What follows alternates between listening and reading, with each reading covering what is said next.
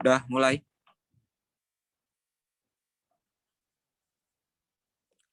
Baik, Assalamualaikum warahmatullahi wabarakatuh dan selamat sore. Kami dari kelompok 2 ingin mempresentasikan hasil kerja kelompok kami yang dengan judul Perlindungan Hukum, Penegakan Hukum, dan Pertanggungjawaban Hukum dalam HAM. Yang beranggotakan kelompok kami yaitu ada dengan saya sendiri, Heri Kurniawan Silawane. Selanjutnya ada teman saya, Anju Jumaran, Endah Komairah, dan Cindy Claudia. Baiklah, untuk tidak memperpanjang waktu, langsung saja kita ke pemahaman yang akan disampaikan oleh rekan kami, Anju Jumaran. Kepada Anju, dipersilakan. Baik, terima kasih kepada Saudara Heri. Saya akan menyampaikan mengenai pelindungan hukum. Menurut KBBI, pelindungan hukum itu sendiri adalah tempat berlindung, perbuatan dalam hal dan sebagainya untuk melindungi. Pemaknaan kata pelindungan secara kebahasaan tersebut memiliki kemiripan unsur-unsur, yaitu unsur tindakan melindungi, unsur cara-cara melindungi. Dengan demikian, kata melindungi dari pihak-pihak tertentu dengan menggunakan cara tertentu. Kemudian, menurut beberapa ahli, yang pertama dari Setiono, perlindungan hukum adalah tindakan atau upaya untuk melindungi masyarakat dari perbuatan sewenang-wenang oleh penguasa yang tidak sesuai dengan aturan hukum, untuk mewujudkan ketertiban dan ketentraman sehingga memungkinkan manusia untuk menikmati martabatnya sebagai manusia. Kemudian, menurut Musin, perlindungan hukum merupakan kegiatan untuk melindungi individu dengan menyerasikan hubungan nilai-nilai ataupun kaidah-kaidah yang menjelma dalam sikap dan tindakan dalam menciptakan adanya ketertiban dalam pergaulan hidup antar sesama manusia. Dan kemudian, perlindungan hukum itu merupakan suatu hal yang melindungi subjek-subjek hukum melalui peraturan perundang-undangan yang berlaku dan dipaksakan pelaksanaannya dengan suatu sanksi. Kemudian, definisi perlindungan hukum itu sendiri menurut kami yaitu adanya subjek hukum dapat melakukan tindakan-tindakan hukum berdasarkan kemampuan dan kewenangan yang dimilikinya. Agar hubungan hukum antar subjek hukum harmonis, seimbang dan adil, maka hukum ciptakan sebagai suatu sarana ataupun instrumen untuk mengatur hak-hak dan kewajiban sumber hukum, agar masing-masing subjek hukum dapat menjalankan kewajibannya dengan baik dan mendapatkan haknya secara wajar. Dan pelaksanaannya dapat berlangsung normal, damai, tetapi juga terjadi pelanggaran hukum. Ini terjadi karena adanya subjek hukum yang tidak menjalankan kewajibannya ataupun melanggar hak-hak subjek hukum yang lain. Dengan demikian, subjek hukum yang merasa hak-haknya dilanggar mendapatkan perlindungan hukum dan perlindungan ataupun pengaturan hukum yang diarahkan pada satu tujuan. Nah, dan tujuan hukum itu sendiri adalah untuk mengatur masyarakat secara damai, menghendaki perdamaian di antara manusia dipertahankan oleh hukum dengan melindungi kepentingan-kepentingan manusia tertentu. Kehormatan, kemerdekaan jiwa, harta benda, dan sebagainya terhadap yang merugikannya. Selanjutnya, saya serahkan kepada Saudara Indah.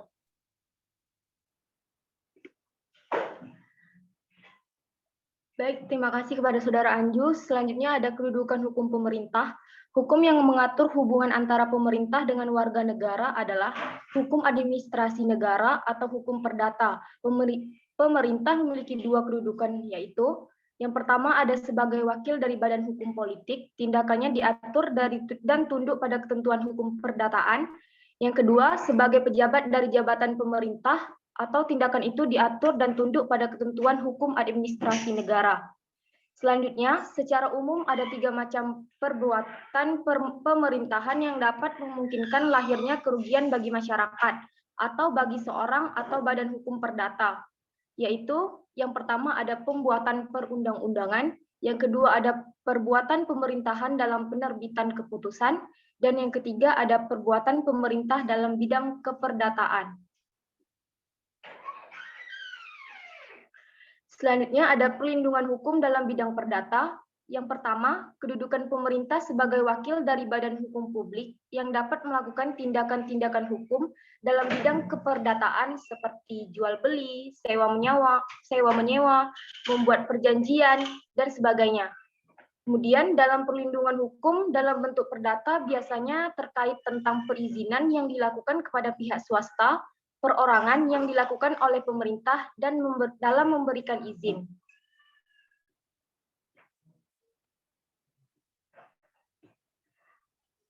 Selanjutnya ada perlindungan hukum dalam bidang politik. Dalam perlindungan hukum terhadap rakyat dalam ranah publik, di mana tindakan hukum publik yang dilakukan oleh penguasa dalam menjalankan fungsinya sebagai pemerintahan, yaitu tindakan yang dilakukan oleh penguasa dalam bentuk keputusan maupun ketetapan dalam instrumen pemerintahan.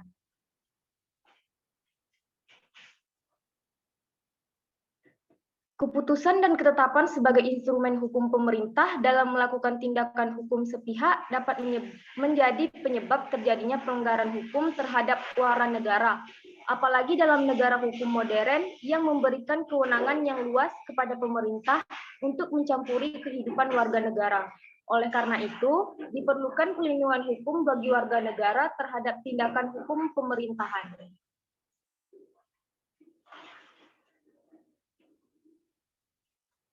Selanjutnya ada penegakan hukum. Menurut Sajipto Raharjo, penegakan hukum pada hakikatnya merupakan penegakan ide-ide atau konsep yang abstrak. Penegakan hukum adalah usaha untuk mewujudkan ide-ide tersebut menjadi kenyataan. Jika hakikat penegakan hukum itu mewujudkan nilai-nilai kaidah yang membuat keadilan dan kebenaran, maka penegakan hukum bukan hanya menjadi tugas dari penegak hukum yang sudah dikenal secara konvensional, akan tetapi menjadi tugas dari setiap orang. Next, selanjutnya akan dijelaskan oleh Cindy.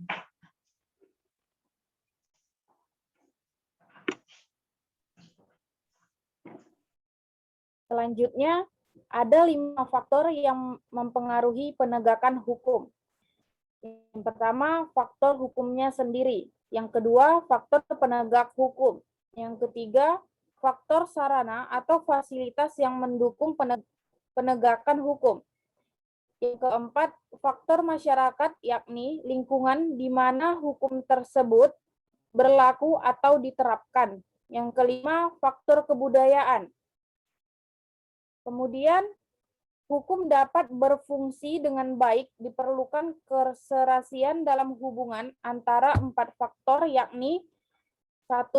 Hukum atau peraturan itu sendiri. Yang kedua, mentalitas petugas yang menegakkan hukum. Yang ketiga, fasilitas yang mendukung pelaksanaan hukum.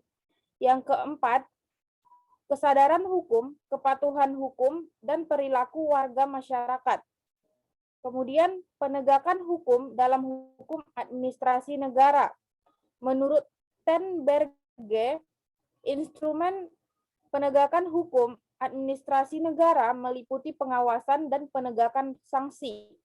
Yang pertama, pengawasan merupakan langkah preventif untuk memaksakan kepatuhan. Yang kedua, penerapan sanksi merupakan langkah represif untuk memaksakan kepatuhan.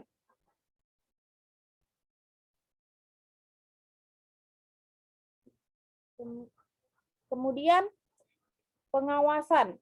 Menurut Paulus Elotulung, pengawasan dalam hukum administrasi negara ada beberapa macam, yaitu jika ditinjau dari segi kedudukan badan atau organ yang mengadakan kontrol itu terhadap badan atau organ yang dikontrol, ada kontrol intern dan kontrol ekstern. Yang pertama, kontrol intern berarti bahwa pengawasan itu dilakukan oleh badan yang secara struktural masih termasuk dalam lingkungan pemerintah sendiri. Kemudian yang kedua, kontrol ekstern adalah pengawasan yang dilakukan oleh organ atau lembaga-lembaga yang secara struktural berada di luar pemerintah. Kemudian sanksi. Sanksi merupakan bagian penting dalam setiap peraturan perundang-undangan. Bahkan Tenberge menyebutnya bahwa sanksi merupakan inti dari penegakan hukum administrasi negara. Sanksi diperlukan untuk menjamin penegakan hukum administrasi negara. Dalam hukum administrasi negara, penggunaan sanksi administrasi merupakan penerapan kewenangan pemerintahan, di mana kewenangan ini berasal dari aturan hukum administrasi negara tertulis dan tidak tertulis. Kemudian, macam-macam sanksi dalam hukum administrasi negara. Pertama, paksaan. Paksaan dapat diuraikan sebagai tindakan-tindakan yang nyata dari penguasa guna mengakhiri suatu keadaan yang dilarang oleh suatu kaedah hukum administrasi atau masih melakukan apa yang seharusnya ditinggalkan oleh para warga karena bertentangan dengan undang-undang. Penerapan sanksi ini jelas harus atas peraturan perundang-undangan yang jelas. Selanjutnya akan dijelaskan oleh rekan saya, Heri. Baik, terima kasih kepada Cindy. Selanjutnya itu ada penarikan kembali keputusan atau ketetapan yang menguntungkan. Di sini penarikan kembali suatu keputusan atau ketetapan yang menguntungkan tidak terlalu perlu pada suatu peraturan perundang-undangan. Penarikan ini berarti meniadakan hak-hak yang terdapat dalam keputusan itu oleh organ pemerintahan. Baik, yang selanjutnya ada pengenaan uang paksa oleh pemerintah atau doangsom. Menurut N.E. Algra, doangsom uang paksa sebagai hukuman atau denda jumlahnya berdasarkan syarat dalam perjanjian yang harus dibayar karena tidak menunaikan, tidak sempurna melaksanakan atau tidak sesuai dengan waktu yang telah ditentukan. Dalam hal ini berbeda dengan biaya ganti kerugian, kerusakan, dan pembayaran bunga. Baik dalam hukum administrasi negara juga, pengenaan uang paksa ini dapat dikenakan kepada seseorang atau warga negara yang tidak memenuhi atau melanggar ketentuan yang telah ditetapkan oleh pemerintah sebagai alternatif dalam tindakan pemerintahan. Ada juga pertanggungjawaban pemerintahan. Di sini pertanggungjawaban berasal dari kata tanggung jawab, yang berarti suatu keadaan wajib menanggung segala sesuatunya. Dalam kamus hukum ada dua istilah yang menunjukkan pada pertanggungjawaban, yaitu liability, the state of being liable, dan responsibility, the state of face being responsible. Pertanggungjawaban menurut undang-undang yaitu kewajiban mengganti kerugian yang timbul karena perbuatan melanggar hukum.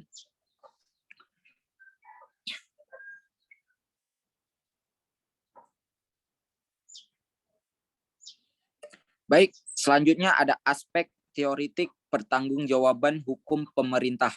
Konsep on-rights mitigate debt terdapat dalam hukum perdata.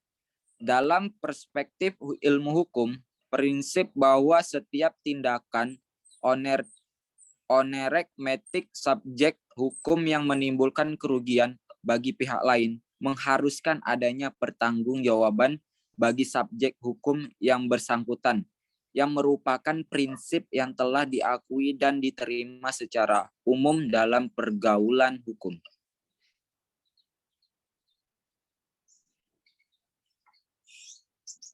Selanjutnya pertanggungjawaban dalam pemerintahan. Di sini tanggung jawab pemerintah terhadap warga negara atau negara pihak ketiga dianut oleh hampir semua warga negara yang berdasarkan atas hukum. Dalam perspektif hukum publik, tindakan hukum pemerintah itu selanjutnya dituangkan dalam dan dipergunakan beberapa instrumen hukum dan kebijakan seperti peraturan religi, keputusan Belswit, peraturan kebijaksanaan Bellingstregel, dan ketetapan Beck-Checking.